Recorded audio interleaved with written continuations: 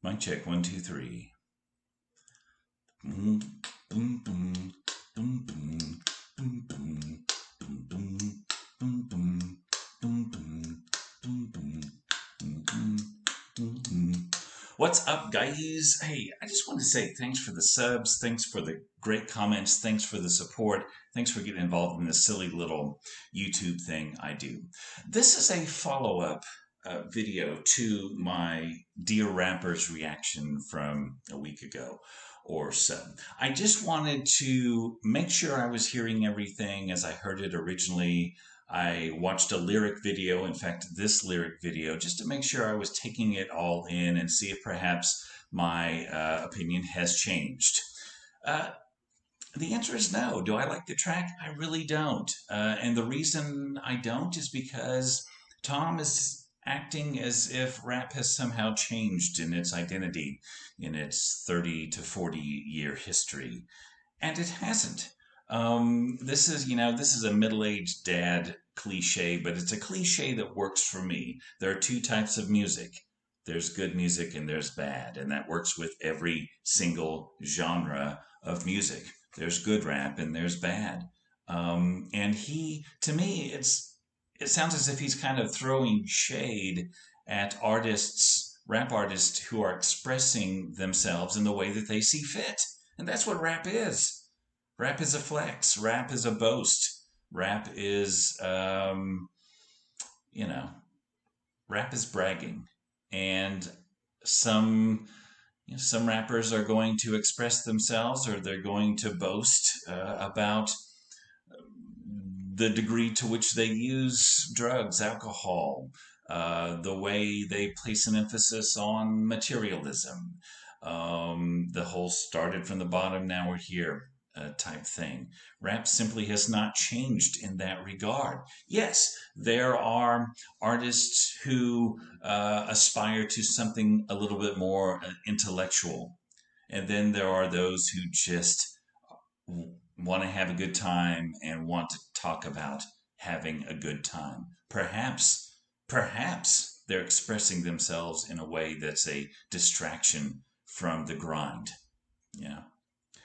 So, do I like the track? Essentially, no.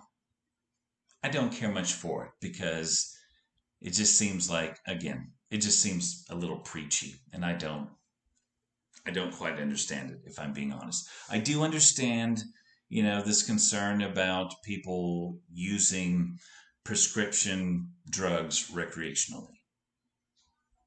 Use of a chemical of any kind recreationally, perhaps to the point of abuse, is risky, right? But I simply can't sit here and say, no, no, no, no, don't do it. Don't do it. I'm kind of to each their own. And if you're not doing harm to someone else, then, you do you. But there is a portion of this track that I forgot to talk about in my original video, and it is this lyric here. And wealthy, if I'm really being honest, all the shit is overwhelming. I need someone to look up to. You're living in a country that elected Donald Trump. You're living in a country where police are killing people every day, and all you want to talk about is doing drugs. You've been blind.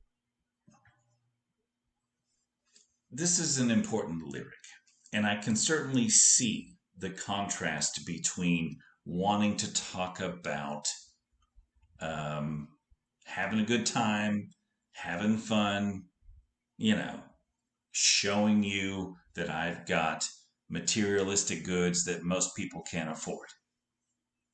Right? But this is a very profound lyric. We talk about the election of Donald Trump in 2016.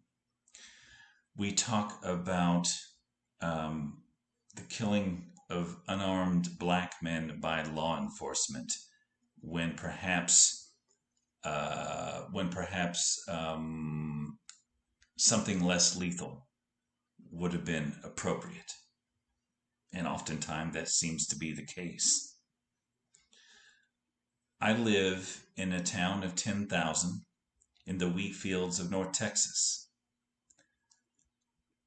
I could drive 50 miles in any direction in 2021 and still see um, mainly rural people, uh, farmers, ranchers flying Trump flags. Trump's no longer president. You might remember George W. Bush was from Texas, is from Texas, lives in Texas. But I have not seen, I never saw the support for Bush to the degree that I've seen it for Trump. And if the question is, what do these country folk, what do they see in a, what do they see in a New York real estate developer who wears fake tan on his face?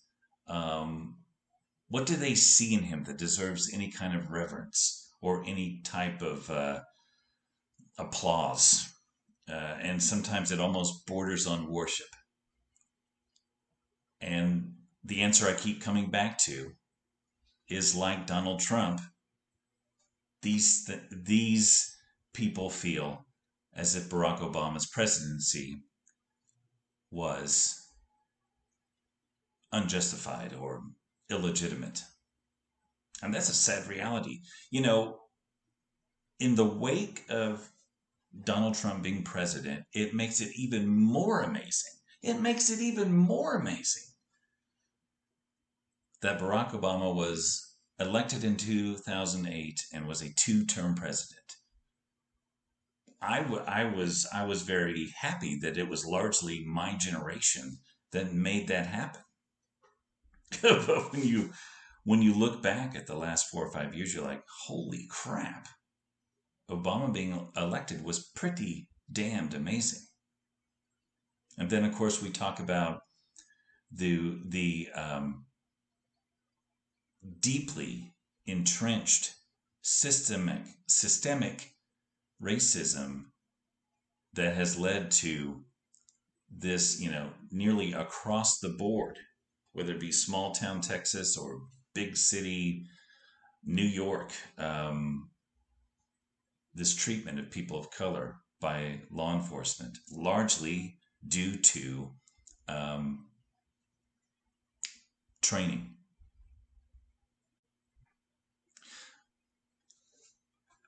But I disagree that people are just sitting around and not addressing that, not speaking out, not speaking truth to power, not being hurt by what they're seeing, you know. Um, Clearly, one of the biggest effects of the Obama presidency is it exposed hundreds of thousands, perhaps millions of people emboldened by people like Trump who think that people of color have their place, and that place is not in the White House. I simply cannot believe that in 2021, that is still a point of contention in the United States. It's it's depressing. It's freaking depressing, right? So I feel Tom when he says this, when we talk about the likes of Donald Trump being elected and people who think that Barack Obama didn't deserve to occupy the White House, that people were emboldened by that type of thinking that led them not only to support Donald Trump, who I don't know if he was the worst president, but he was probably the worst person to ever be president. Just a very poor quality, very low quality human being.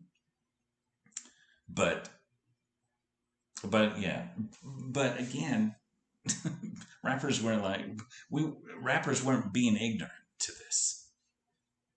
So, but that's how I feel. I'm going to dig into some other Tom MacDonald and see what's popping there. So thanks for lending me an ear. I appreciate that. Um, and if you accidentally stumble and accidentally hit that subscribe button, I won't tell anyone.